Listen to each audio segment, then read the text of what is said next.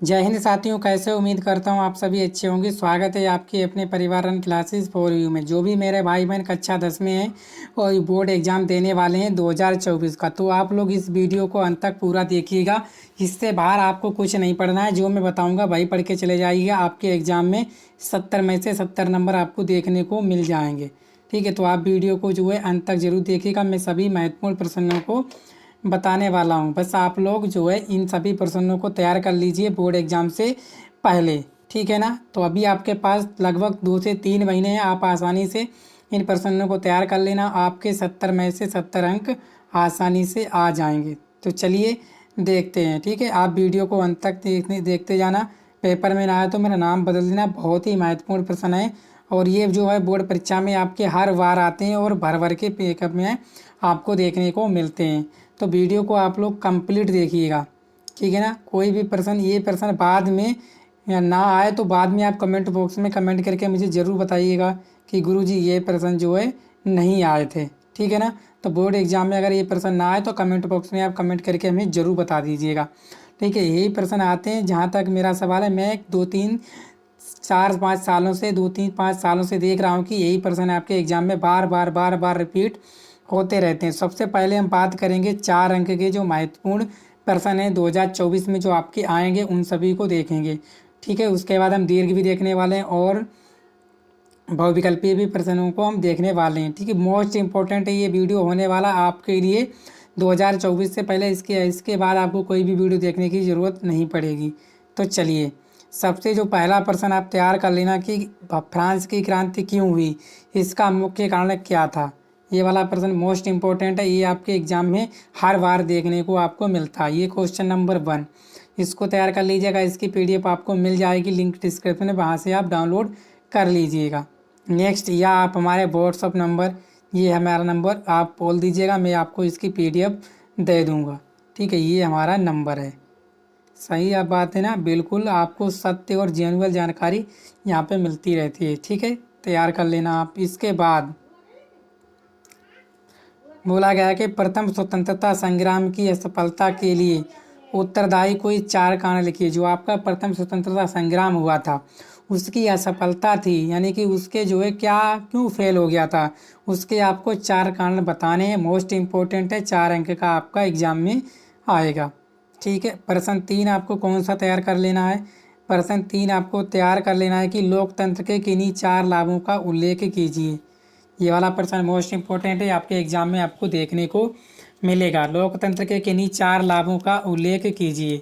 ठीक है, तैयार कर लेना आप लोग। अगर आप चाहते हो कि मुझे सर इसके सोल्यूशन चाहिए तो आप कमेंट बॉक्स में कमेंट करके बता दीजिएगा। मैं नेक्स्ट वीडियो आपके लिए सोल्यूशन वाला भी बना दूंगा। मैं पूरा आपके लिए तैयारी करके रखा हूँ, आपका कोई भी प्रश्न बाहर नहीं जाएगा। बस आप लोग वीडियो को कंप्लीट देखिएगा। इसके बाद चौथा प्रश्न बोला गया, भारतीय कृषि की कोई 4 विशेषताएं लिखिए। किसकी? भारतीय कृषि की कोई 4 विशेषताएं आपको लिखनी है जो आपके एग्जाम में आती हैं। इनको आप तैयार जरूर कर लीजिएगा। ठीक है, मोस्ट इम्पोर्टेंट प्रश्न है आपका। प्रश्न 5 बोला गया, संघीय शासन व्यवस्था की 4 प्रमुख विशेषताएं लिखिए। यानी कि जो संघीय, यानी कि एक साथ जो मिलकर काम करते हैं, उस शासन की व्यवस्था की आपको 4 प्रमुख विशेषताएं निकली होती हैं। क्या क्या उसमें होता है। ठीक है, ये 5 नंबर प्रश्न था। और छठा नंबर आप लोग प्रश्न देखिएगा। छठा नंबर प्रश्न क्या है कि हमें खनिजों के संचरण की आवश्यकता क्यों पड़ती है। जो हमारे खनिज हमें मिलते हैं, ठीक है, उन्हें हमें संचरण यानी देखभाल के लिए की आवश्यकता जो है क्यों पड़ती है। ये वाला प्रश्न आपका बहुत ही मोस्ट इम्पोर्टेंट है। एग्जाम में शायद ही कोई एग्जाम ऐसा गया हो जिसमें ना आया हो, वरना 100% से लेकर 1000% तक ये प्रश्न जो है आपके एग्जाम में देखने को मिलता है। तो आप लोग इन सभी प्रश्नों को मिस मत कीजिएगा, तैयार कर लीजिएगा। ठीक है, अगर आप चाहते हो कि मेरे बोर्ड एग्जाम में 70 में से 70 आएँ, क्योंकि आप भी जानते हो बहुत ही कठिन होता है सामाजिक विज्ञान को याद करने में। ठीक है, तो इसीलिए मैं आपके लिए मोस्ट इम्पोर्टेंट वीडियो लेकर आया हूँ जो आपको एग्जाम में एक भी प्रश्न बाहर नहीं जाएगा और 70 में 70 अंक आपको देखने को मिलेंगे। क्वेश्चन 7, विश्व व्यापार संगठन से आप क्या समझते हैं। अच्छा, आप बताइए कमेंट बॉक्स में दोस्तों, क्या वीडियो ये महत्वपूर्ण नहीं है?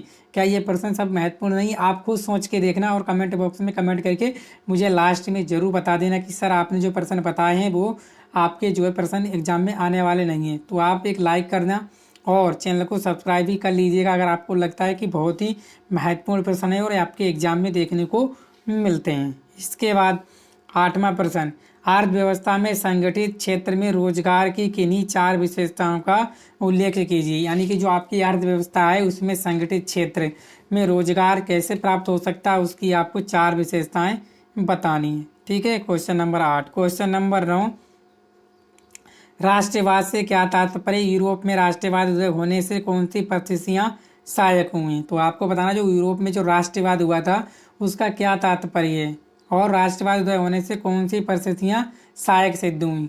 ठीक है ना। यानी एक राष्ट्रवाद देश बन जाए कोई भी तो उसमें बहुत बेनिफिट मिलता है। ठीक है ना। तो कौन सी परिस्थितियां थी जिसमें जो है सहायक हुआ यूरोप वालों के लिए, ये आपको बताना है। ठीक है। 10वां प्रश्न बोला गया समवर्ती सूची की 4 विषयों का उल्लेख कीजिए। जो समवर्ती सूची है उसमें आपको 4 जो विषय हैं उनका उल्लेख करना है। Question number 10। ठीक है। 11वां प्रश्न आपका मोस्ट इम्पोर्टेंट है, शायद आपको देख ना रहा हो पर मैं आपको पढ़ के सुना देता हूँ। मृदा अपरदन क्या है? इसके 2 प्रमुख कारण बताइए। यानी कि जो मृदा अपरदन आपका होता है भूमि का कटाव, वो है क्या? इसके 2 प्रमुख आपको कारण बताने हैं कि ये अक्सर होता क्यों है। ठीक है ना। इसके आपको कारण बताने, तैयार कर लेना आप। इसके बाद जो 12वां प्रश्न है देखिए मोस्ट इम्पोर्टेंट है, 12/1929 में होने वाली आर्थिक महामंदी के 4 कारण लिखिए। जो आपकी 1929 में हुई थी आर्थिक महामंदी, उसके जो है आपको क्या लिखने हैं? 4 कारण लिखने हैं। ठीक है। चलिए नेक्स्ट 13वां प्रश्न। ये भी प्रश्न काफ़ी टाइम एग्जाम में आता है, अगर आप कुछ भी देखोगे मॉडल उसमें भी आपको देखने को मिलेगा। बोला गया सत्ता की साझेदारी के महत्व को समझाइए। यानी जो सत्ता की साझेदारी उसका क्या महत्व है उसको आपको समझाना है। ठीक है। चलिए 14वां प्रश्न ये मोस्ट इम्पोर्टेंट है, जल संसाधन के संचालन के 4 उपाय। जल संसाधन संचालन के 4 उपाय आपको बताने हैं, किस तरह से हम संचालन कर सकते हैं। क्वेश्चन 15, राष्ट्रीय आय में वृद्धि हेतु कोई 4 उपाय सुझाइए। यानी कि राष्ट्रीय आय में जो वृद्धि होती है उसके कोई 4 उपाय आपको बताने हैं। ठीक है ना। तो ये हमारे लघु प्रश्न थे, मोस्ट इम्पोर्टेंट 15 लघु प्रश्न है। ठीक है। इनको आप तैयार कर लेना, 100% आपको एग्जाम में देखने को मिलने वाले हैं। इसके बाद आपको दीर्घ उत्तरीय प्रश्न जो आपके 6 अंक के एग्जाम में पूछे जाते हैं। ठीक है। इसके बाद जो है 6वां प्रश्न क्या बोला गया है? बोला गया है कि भूक्षरण से आप क्या समझते हैं, इसे रोकने के 4 उपाय बताइए। यानी कि जो भूमि का क्षरण होता है उससे आप क्या समझते हैं, इसे रोकने के 4 उपाय। यानी 6 अंक आएगा और मोस्ट इम्पोर्टेंट प्रश्न है, तैयार करना इसको। ठीक है ना। दूसरा प्रश्न बोला गया कि विदेश व्यापार से क्या आशय है, इसके किन्हीं 3 लक्षणों का उल्लेख कीजिए। यानी कि जो विदेशों में व्यापार होता है उसका क्या मतलब है, इसके किन्हीं 3 लक्षणों का उल्लेख कीजिए। ये भी आप तैयार कर लेना। आप नोट्स तो बनाए होंगे, अगर नोट्स ना बनाए वो मैं आपको 2-3 दिन में प्रोवाइड करा दूंगा।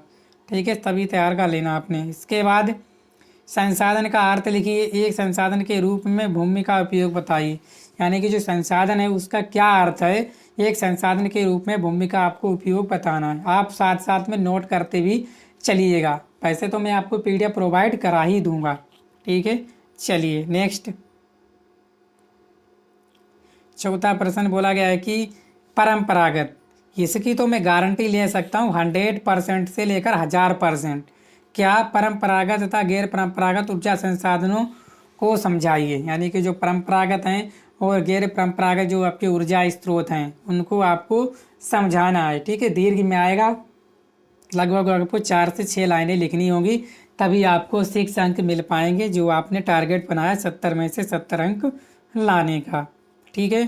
5वां प्रश्न ये भी मोस्ट इम्पोर्टेंट है, क्या है? नदी परिवहन तथा सड़क परिवहन में अंतर स्पष्ट कीजिए।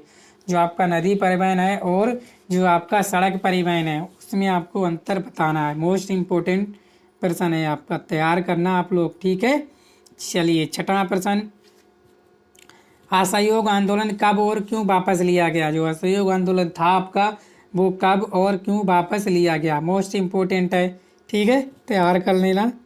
इसके बाद जो हमारा 7वां प्रश्न है बोला गया है कि भारत में कृषि क्षेत्र में होने वाली समस्याएं लिखिए। जो भारत में कृषि होती है उसके जो क्षेत्र में होती हैं समस्याएं उनको आपको लिखना है। तो साथियों अब तो आप समझ गए हो कि कितने इम्पोर्टेंट पर्सन है। ठीक है, लाइक कर लेना, चैनल को सब्सक्राइब भी कर लीजिएगा। ठीक है, क्योंकि आपका भाई इसी तरह आपकी मेहनत करता रहेगा आपके लिए, और आप अपनी एग्ज़ाम में अच्छे से एग्ज़ाम में नंबर पा सको। इसके बाद संगठित तथा असंगठित क्षेत्रों में अंतर, ये भी आपका मोस्ट इम्पोर्टेंट प्रश्न है। ठीक है, तो यही थे आज के हमारे महत्वपूर्ण। टोटल प्रश्न थे आपके 23। ठीक है, 15 + 8 कितने हो गए आपके 23। इन 23 प्रश्नों को आप एग्ज़ाम से पहले, आपका फरवरी में एग्ज़ाम होगा, ठीक है, 2 से 3 महीने, तो आप इन सब प्रश्नों को अच्छे से तैयार कर लीजिएगा। अगर आपके पास नोट्स नहीं है तो हमें कमेंट बॉक्स में कमेंट करके बता दीजिएगा, मैं आपको नोट्स प्रोवाइड करा दूंगा। ठीक है, तो चलिए मिलते हैं नेक्स्ट वीडियो में। वीडियो को शेयर करना दोस्तों के साथ, और चैनल पर पहली बार आए तो चैनल को सब्सक्राइब भी